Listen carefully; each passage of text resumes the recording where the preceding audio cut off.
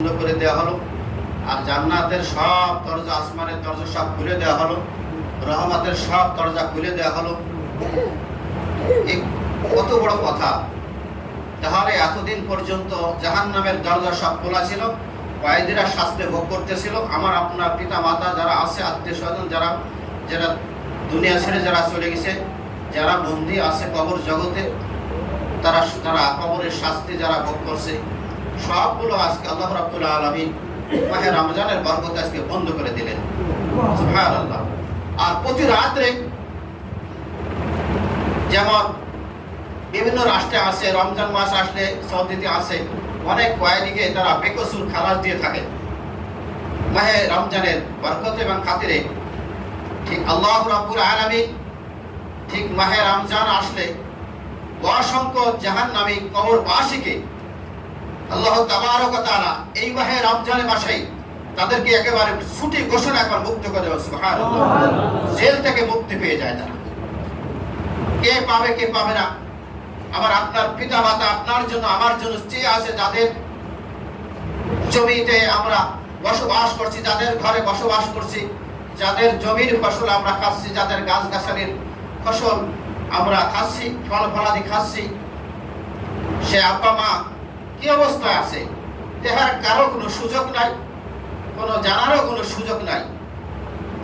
তবে আছে আল্লাহ রাসূল সাল্লাল্লাহু আলাইহি ওয়াসাল্লাম যে হাদিসের মধ্যে বিভিন্ন জায়গায় অসংখ্য হাদিসের মধ্যে পবিত্র কালামের মধ্যে যেগুলো আসছে, আমি আপনি যদি তাদের জন্য যদি দোয়া করি, তাদের জন্য যদি ন্যায় করি, তাহলে আল্লাহ রাব্বুল আলামিন তাদের আমলনামায় সেগুলোকে পৌঁছে দেবেন বলে। সুবহানাল্লাহ। আজকে সেই মাহে রমজানের এত মর্যাদা, আল্লাহ রাব্বুল আলামিনের রহমত, এই করুণা এই জমিনে প্রতিদিন লক্ষ লক্ষ ফেরেশতারা এসে তার রহমত এবং করুণা বর্ষণ হতেই থাকে এই বান্দাদের উপরে। যারা আমরা বিগত জীবনে পাপ করেছি, আমরা বিগত জীবনে যাদের পাপ মোচন হয়নি, জুলুম করতে করতে নফসের উপর জুলুম করেছি,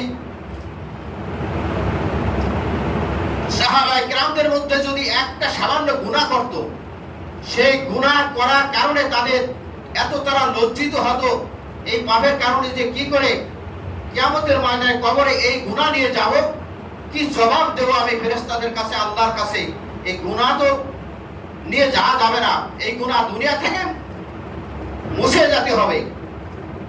ঠিক যদি আমরা একটা মহিলার কথা যদি চিন্তা করি, আল্লাহ রাসূলের যুগে যে এক মহিলা একটা সামান্য একটা জিনাই করেছিল, ভুল করেছিল, সে ব্যভিচার করার কারণে সে নিজে অনুতপ্ত হয়ে স্বীকার করেছিল আল্লাহ রাসূলের কাছে যে এর বিচার ফয়সালা চেয়েছিল যে ইয়া রাসূলুল্লাহ, আমি তো বড় অন্যায় করেছি, আমি বড় কবিরা গুনাহ করেছি, আমি নাপাক হয়ে গেছি, আমাকে আপনি পবিত্রতা করুন, আমি কিভাবে এই পাপ থেকে আমি মুক্ত হয়ে আমি কবরে আসরে যেতে পারি, আপনি আমার ব্যবস্থা করে দিন।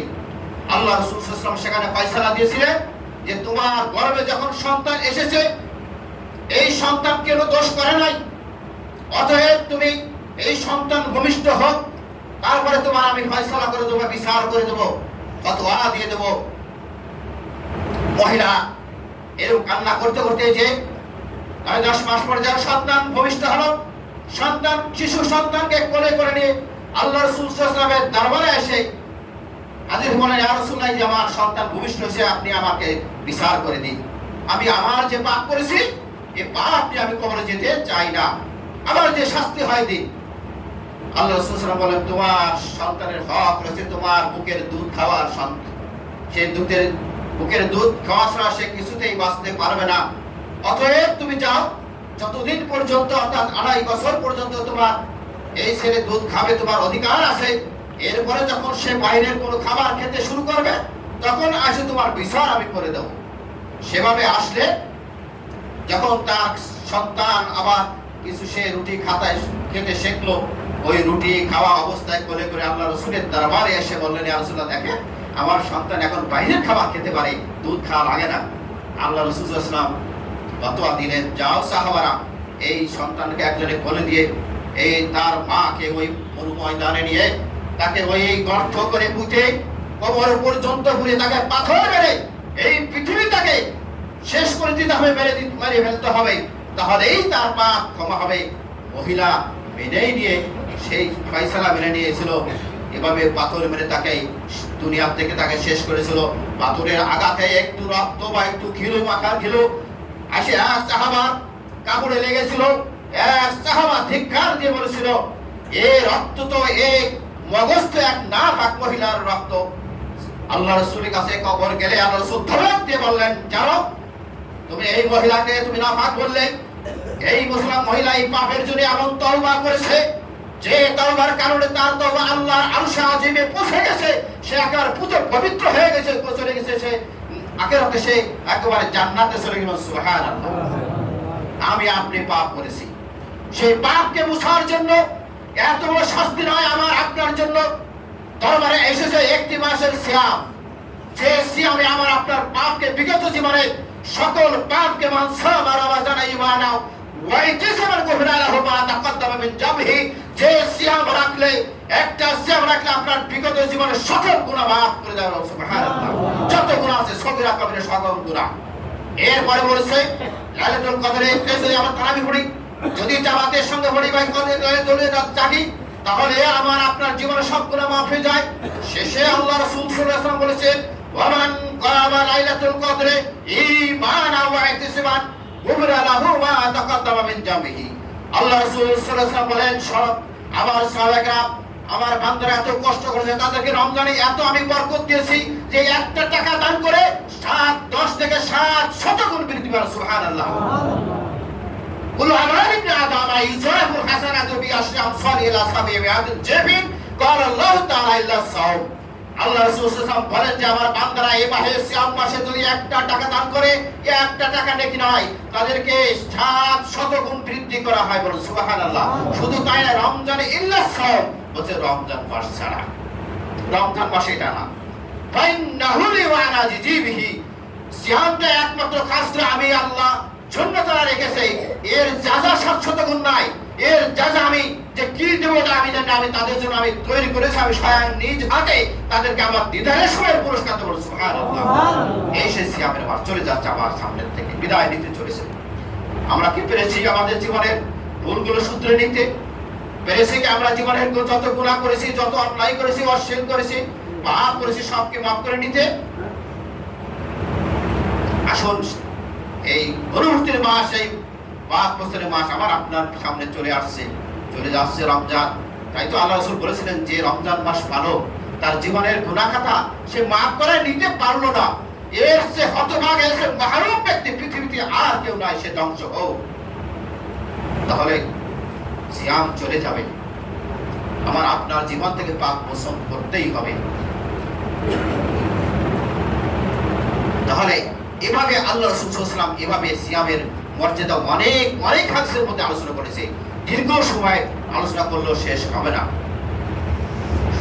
তো সংক্ষিপ্ত সময় বলতেছি যে আজকে আমাদের সামনে আজকে যে হাদিসটা পাঠ করলাম, হাদিসের শেষ অংশে যে মান কামা লাইলাতুল কদর ঈমানা ওয়া ইহতিসাবান গুফরা লাহু মা তাকদ্দামা মিন জামহি, যে ব্যক্তি ঈমানের সাথে সওয়াবের প্রত্যাশা নিয়ে এই লাইলাতুল কদরের রজনীতে জাগরণ করবে, তাহলে তার পূর্বের সকল গুনাহ আল্লাহ রাব্বুল আলামিন মাফ করে দেবেন। এই এক রাত্রে ইবাদত করলে কতদিন সব কিরকম সওয়াব হবে, তারপরে আল্লাহ রাব্বুল আলামিন আমাদের জন্য, আপনাদের জন্য, মুসলমান জাতির জন্য বোনাস দান করেছেন। কি বোনাস? খায়রুম মিন আলফি শাহর। এই যে কোরআন অবতরণ হয়েছিল, আমরা সিয়ামের এত মর্যাদা শুনলাম, এই সিয়ামের এত মর্যাদা, এত কিছু হয়ে আপনার রয়েছে রমজানে সিয়ামের, এই সিয়ামের মর্যাদা হলো কেন?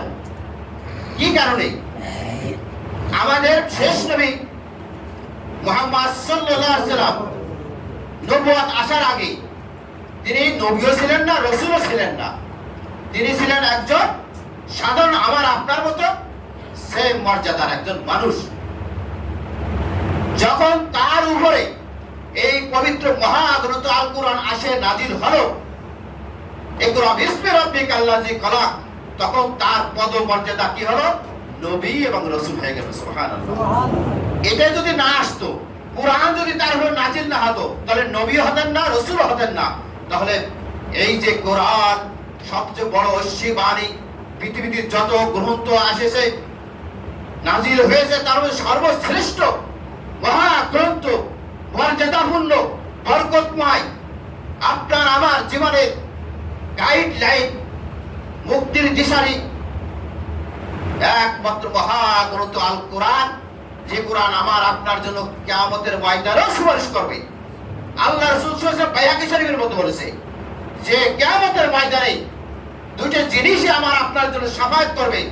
আপনার আমার যে সন্তানকে এত কোলে করে মানুষ করেছি, এত তাদের জন্য লেখাপড়া করে এত টাকা লক্ষ লক্ষ টাকা খরচ করেছি, তাদের জীবনে তারা হয়তো কিয়ামতের ময়দানে আমার আপনার কোনো কাজে এমন সময় আসবেই না, হয়তো তারা এমন আপনার সামনে আমার সামনে হেঁটে যাবে, চলে যাবে, একটা নেকির জন্য কম হয়ে যাবে, নেকির জন্য আমি আপনি জান্নাতে যেতে পারবো না, জাহান্নামে চলে যাব। কিয়ামতে আল্লাহ রাব্বুল আলামিন বলবেন যে যাও, তুমি যদি একটি নেকি যদি এই গুনায় কারো কাছে তোমার সন্তানের কাছ থেকে, তোমার আত্মীয় স্বজনের কাছে যদি একটা নেকি আনতে পারো, তুমি জান্নাতে যেতে পারবে, তুমি অন্যথায় তুমি পাবে না।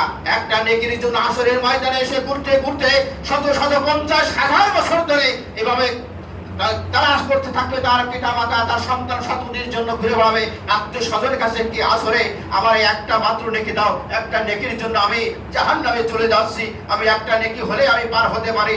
যখন তার এরকম সময় দেখা হবে, তার পরের সন্তানের সঙ্গে দেখা হবে, তার সেই প্রিয় আদরের সন্তানের সঙ্গে যখন দেখা হবে, বলবে বাবা তোমাকে আমি মানুষ করেছিলাম, জন্ম দিয়েছিলাম, আজকে এই ময়দানে মাঝরে একটা নেকি দিলেই আমি পার হয়ে যেতে পারি, বাবা তুমি একটু উপকার করো, কি করো, আমাকে একটা নেকি দাও, বেশি না। বলবে সন্তান, বলবে মা আব্বা আমি আপনাকে আমি চিনি না, এই মুহূর্তে আমাকে আমি একটা নেকি দিতে পারবো না, একটু সাহায্য করতে পারবো না, যতই আপনি আমার ধরনের মা হন বাপ হন, এই মুহূর্তে আমি আছি নফসি বলে আমি করতেছি, নফসি হাবলিম, আমি কিভাবে বাঁচবো, আমি কিভাবে বাঁচবো, এটাই আমি বড় প্রেশারে আছি, এই মুহূর্তে আপনাকে কোনো আমি কিছু দিয়ে সহযোগিতা করতে পারবো না, আমি আপনাকে সুপারিশ করবো না। সেই ময়দানে মহাশরে একমাত্র সুপারিশকারী হবে আমাদের নবী মুহাম্মদুর রাসূলুল্লাহ সাল্লাল্লাহু আলাইহি ওয়াসাল্লাম। আর হবে আমার আপনার জন্য এই যে সিয়াম রেখেছি, এই যে কোরআন এসেছি, এই সিয়াম বলবে আইয়ুরাবিনি মারাতুত তারাম বিল্লাইলি ওয়ান নাহাশারাতি, এই কোরআন সিয়াম বলবে রব্বুল আলামিন তুমি দুনিয়ায় পাঠিয়েছিলে, তুমি তো বলেছিলে যে আমি তোমার সিয়াম, অতএব তোমার এই আমাকে তারা সুন্দরভাবে সিয়াম একটি মাস পালন করেছিল, আমার কাছে তোমার কাছে এই দরখাস্ত করেছে রব্বুল আলামিন, তুমি আমার শাফায়াত কবুল করতে হবে, তাই বান্দার জন্য সিয়াম বলবে। এবং কোরআন বলবে আইয়ুরাবিনি, আমি তোমার কাছে রব্বুল আলামিন, আমি তো তোমারই কালাম, পবিত্র মহাগ্রন্থ আল কোরআন তোমার কালাম, অতএব তোমার কাছে আমি সুপারিশ করছি এই বান্দার জন্য, যে বান্দা রাতে বসে বসে, দিনে বসে বসে তোমার পবিত্র কালামকে তেলাওয়াত করতে, তারা পাঠ করতে বলে সুবহানাল্লাহ। এই কোরআন যে সিয়াম বলবে আল্লাহর কাছে তুমি সুপারিশ কবুল করো। আল্লাহ রাব্বুল আলামিন ফাইশাফানে, আল্লাহর রাসূল সাল্লাল্লাহু আলাইহি ওয়াসাল্লাম বলেন যে ইয়া সিয়াম এবং কোরআন আমার আপনার জন্য সেদিন সুপারিশ করবে, সুপারিশ কবুল হবে, বলে সুবহানাল্লাহ। সেই মুহূর্তে এই কোরআন যদি এত বড় মর্যাদাবান কোরআন, এই সিয়াম হলো একমাত্র মর্যাদা হলো এই সিয়াম, এই কোরআনের কারণে। এই কোরআন নাজিল হয়েছিল এই মাসে, এই জন্য মাহে সিয়ামের এত বরাকাত। আর যে রজনীতে এই মাসের মধ্যে নাজিল হয়েছিল, যে কোনো এক রাতে নাজিল হয়েছিল দিনে, সেই রাতের কারণে যে ইন্না আনসালনাহু ফি লাইলাতিল কদর, যে রজনীতে এই কোরআন মহাগ্রন্থ আল কোরআন নাজিল হয়েছিল, সেই নাজিতে নাজিল হওয়ার কারণে এই রাতের মর্যাদায় এত বৃদ্ধি ভালো যে এক রাতে কোনো বান্দা যদি ইবাদত বندگی করে খায়রুম মিন আলফি শাহর, যে 1000 মাসের চেয়ে উত্তম সেই নেকির সওয়াব সে এক রাতে পাবেন। সুবহানাল্লাহ।